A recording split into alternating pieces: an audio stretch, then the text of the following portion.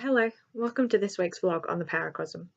If you're just joining me for the first time, then I'm Emma, a science fiction and fantasy author currently writing a science fiction novel called Archangel 1.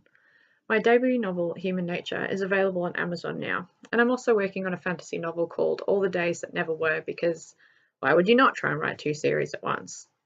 A big thank you to my new subscribers and everybody watching. I really appreciate it. Having this blog is such a blessing, and I still am kicking myself that people are actually watching it. So thank you. So last week we talked about what sci-fi novels are great to get you started, and I had a wonderful suggestion of listing the novels that we discussed in the bio section of that video. So they're now up there and ready if you wanted to check them out. This week I thought I'd talk about world building, which is something I really only understood in the last couple of years or so. Yet to me it's the most important part of your novel. You can have a wonderful romance, a brilliant twist, your writing can be flawless, but if you don't have good world building, you're never going to get that suspension of disbelief that's so important in a science fiction or fantasy novel. I mean, you're essentially asking people to believe in a world that you created, one that's different from reality, from our own. And if you don't focus on your world building in your writing, then you could easily accidentally write something that trips your reader back out of the world that you've created and back to reality. It's kind of jarring, like a note being played wrong in a piece of music. Suddenly the whole thing sounds different. Let me talk to you about a terrible example of world building, which I can because it's my own example, it's my own terrible writing. In my first draft of the sequel to Human Nature. So if you've read Human Nature, which I hope you have, if you haven't, please buy it. It's the story of surviving a virus that turns people into the infected. It's a love story between a sociopath and a mafia gangster. And it's a story of human nature when all the facade is broken down. Now, in Human Nature, those living in the mansion inhabit a world where zombies are a real danger. Not only do you have to watch out for a bite, but there's a mist that carries the virus in the air too, just to make it a little bit harder to survive. The mansion that they live in is locked down against these threats, and their trips for supplies are pretty carefully planned. The mansion itself works well, with a house mother called Bethany, various family structures, and a kind of hierarchy. So this was all okay, and the structures pretty much remain the same in the sequel, The Nothing Man, which will be out soon. But the setting is different. I'm not going to tell you why, because spoiler alert, she says in a River Song voice, but the setting is different. It changes from the mansion to a crumbling hospital on the outskirts of Los Angeles. The undead are still there, the mist is still there, Ronnie and Saint are still there, but the world building had to change a little. And in my first draft, this really fell down and was terrible. I missed huge points like the mansion had been locked down tight against the mist, mentioned it a couple of times. They're now in a crumbling hospital. So how was the hospital made airtight against the virus? Why didn't they all die when the first mist came? It seems small, but it's a hole in the fabric of the story. A reader could be entranced by my words, hopefully.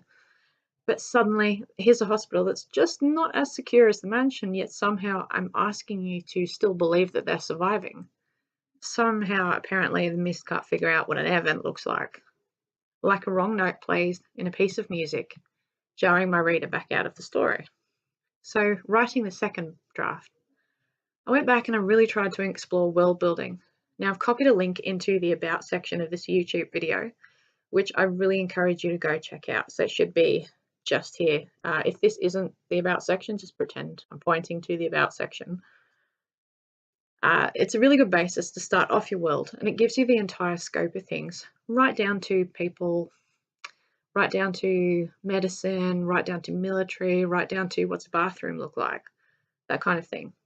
The world becomes so much more real and believable when all the threads come together. Now, I used this world building question guide to build Ronnie's world until it made sense, until the hospital became livable and believable. It allowed me to fill in questions that the closed environment of the mansion never really allowed me to explore, showing readers what's gone on in the rest of Los Angeles, what's gone on in the rest of the world. I also looked at some fantastic examples of world building in my favourite authors to see how they did it and what I could learn from them. Now, we all have our favourite authors, and if they're sci-fi or fantasy authors, chances are they created a world that you passionately believe in. Take Middle-earth, which is so well believed in, they called the Wellington, New Zealand airport Middle-earth. Take Starfleet and the vast expanse of space the Federation controls. Or take the block city we first find Rog Blake in. You believe these worlds because the world building is done to perfection. Probably my favourite example of world building is Terry Pratchett's work, though, and any work of his featuring the Discworld will do. There's over 20 of them to choose from, and every single one is perfect. His world building is so flawless that if someone interrupts you while you're reading his work, you have a weird kind of moment of disassociation where you have to remember where you are. You've been under Vimes, feeling the city of Ankh-Morpork cobbles underneath his cheaply booted feet for the past couple of hours. And now suddenly there's a dog that you don't recognise for a moment, a different room, a different view. That's how good his writing is. And it's the kind of world building that I've always aspired to. So I'd like to read an excerpt from Men of Arms, the Terry Pratchett book I've just been reading. Now, the world building in this is so good that you can smell the stench off the Ankh-Morpork River as you read it. And if you discussed anything to do with the Discworld with any Terry fan, they'd probably reference how much the river stinks too. So I'll just turn the book the right way up, Emma, and read from page 185. Despite all her better instincts, she was feeling jealous of a city. She'd known him a couple of days. But it was the way he wore the place. You expected him at any moment to break into the kind of song that has suspicious rhymes and phrases like "my kind of town" and "I want to be a part of it." The kind of song where people dance in the street and give the singer apples and join in, and a dozen lowly match girls suddenly turn into people with wonderful choreographic abilities. And everyone acts like cheery, lovable citizens, instead of the murderous, evil-minded, self-centered individuals they usually are. But the point was, if Carrot had erupted into a song or dance, people would have joined in. Carrot could have jollied a circle of standing stones to form up behind him and do a rumba.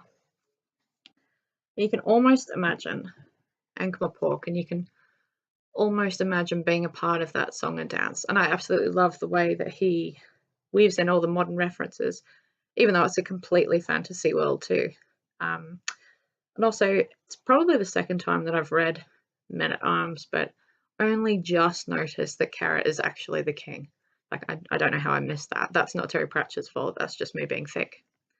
But it is absolutely brilliant world building. So Terry Pratchett truly lived the Discworld. He knew every part of it, every footstep, every corner. He created the entire thing. He played in it every time he wrote. For me, he had the most fantastical imagination and this discipline of just sitting and writing every day. For me, I really need to get more of that discipline. I am far too inclined to take a nap.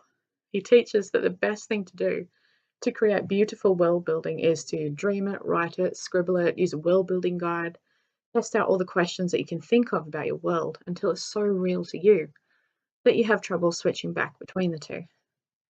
So use the questions that you can find in the world building guide, but also take yourself on a walk around your world.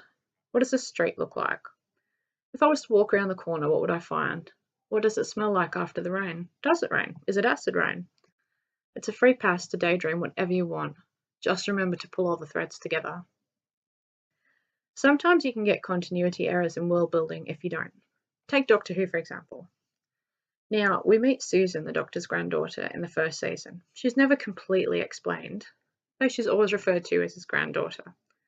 If you skip forward a few decades, 50 decades, well, this is why I'm not good at maths. This is why I'm not a mathematician. Skip forward 50 years to the Clara years, thank God she's gone, and look at the scene where she's running through the Doctor's timeline. Now, in all Hartnell's time, he had Susan with him until they parted ways. They ran away together, and Susan came with him to Earth. She's there in the first episode, The Unearthly Child, and until she finds the love of her life, she's with the Doctor. Yet as Clara runs back through his timeline and we see her calling out to Hartnell and Gallifrey, encouraging him to pick this TARDIS here, the bodgy one, the one you'll have more fun with, the one where we know you have to thump the doors to get them to open, Susan isn't there. She isn't mentioned properly, and she's not stood beside him, yet they ran away together. Now, sometimes you can fix bum notes in your story, the way that Doctor Who changed the story of the Time War.